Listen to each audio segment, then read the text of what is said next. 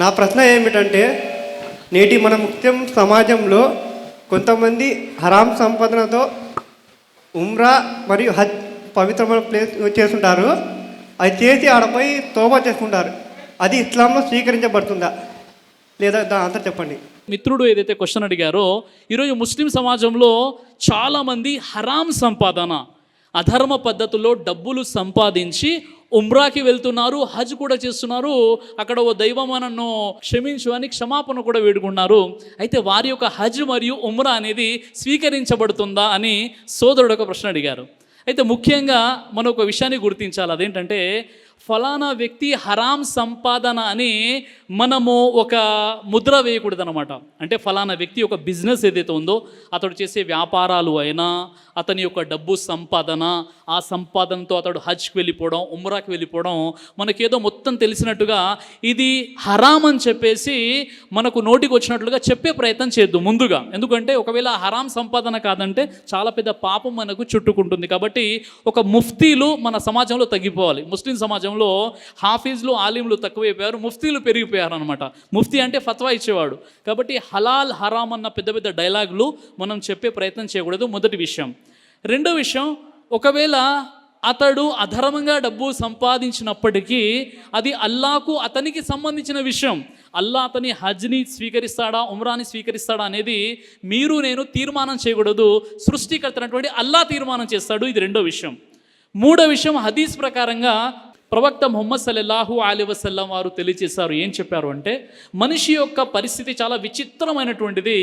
అతడైతే కడు దీనంగా చేతులు పైకెత్తి ఓ అల్లా నన్ను క్షమించని వేడుకుంటాడు, కానీ అతడు తినేది హరాం, అతడు తొడిగేది హరాం, అతడు తాగేది హరాం. అతని దువా ఎలా స్వీకరించబడుతుందని ప్రవక్త ముహమ్మద్ సల్లల్లాహు అలైహి వసల్లం వారు తెలియజేశారు.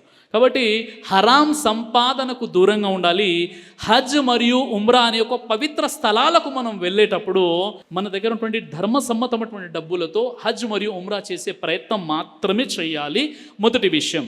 ఇక రెండో విషయం ఏంటంటే, ఈరోజు ప్రజల్లో ఉన్నటువంటి హలాల్ హరాంకు సంబంధించినటువంటి ఒక పెద్ద అపోహ ఏంటంటే, ఒక మనిషి ఒక హోటల్కి వెళ్ళి, అతడు వెళ్తున్నాడు, జర్నీ చేస్తున్నాడు, ఒక హోటల్ ఉంది హైవేలో. ఆ హోటల్ ఒక హిందూ సోదరుని హోటల్. అక్కడ ఒక నాన్ వెజ్, ఒక బిర్యానీ తినాలన్నప్పుడు, ఒక మటన్ ఫ్రై లేదా చికెన్ 65 ఆర్డర్ ఇచ్చేటప్పుడు, ఒక నాన్ వెజ్ తినాలనుకున్నప్పుడు ముందు ఏమని అడుగుతాడు ఒక ముస్లిం? సార్ ఇది హలాల్ భోజనమేనండి? ఒక చికెన్ సెంటర్కి వెళ్ళాడు, అక్కడ సుగుణ చికెన్ సెంటర్ మీరు చూస్తున్నారు. ఒక చికెన్ సెంటర్కి వెళ్ళినప్పుడు చికెన్ తీసుకునేటప్పుడు ఒకవేళ హిందూ షాప్ అయితే సార్ ఇది హలాలేనా? ఒక హిందూ హోటల్కి వెళ్ళినప్పుడు సార్ ఇది హలాలేనా అంటే, లేదండి హలాల్ అండి, ఇక్కడ ముస్లిం సోదరులు కోసిందే మేము అమ్ముతుంటాం, మేము హలాలేనండి అని చెప్పిన తర్వాత మనం జేబులో నుండి డబ్బులు ఇచ్చి అది తీసుకుంటాం.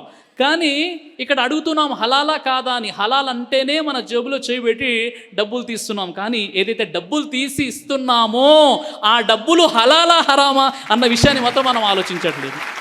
మన ఉమ్మత్తులో చాలా పెద్ద విచారకరమైన విషయం ఏంటంటే, ఫుడ్ తినేటప్పుడు హలాలా హరామ్ అని అడిగి తింటున్నాం, జేబులో చెయ్యి వేసి డబ్బులు బయటికి తీసేటప్పుడు అది హలాలా లేక హరామ్ అన్న విషయాన్ని మాత్రం మనం పట్టించుకోవట్లేదు.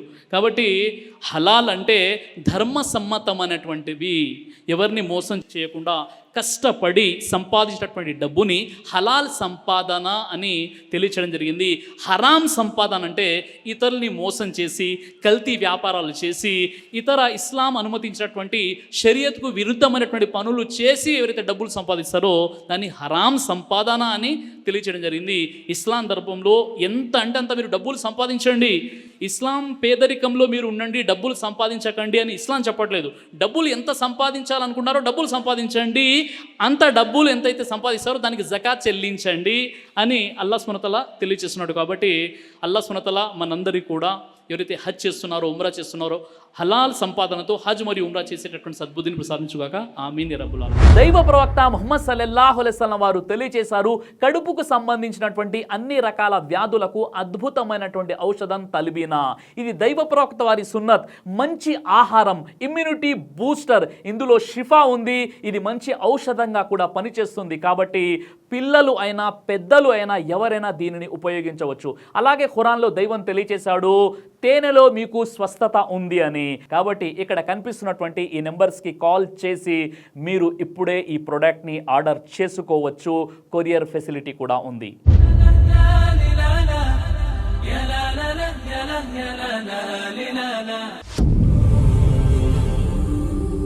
బ్రదర్ సిరాజ్ అని యూట్యూబ్ ఛానల్ని మీరు సబ్స్క్రైబ్ చేసినట్లయితే ఇన్షాల్లా దేవచిత్తం అయితే మీకు వీడియోస్ వస్తుంటాయి. అదేవిధంగా బ్రదర్ సిరాజ్ అనేటటువంటి ఫేస్బుక్ని కూడా లైక్ చేయడం వల్ల మీకు వీడియోస్ వస్తుంటాయి.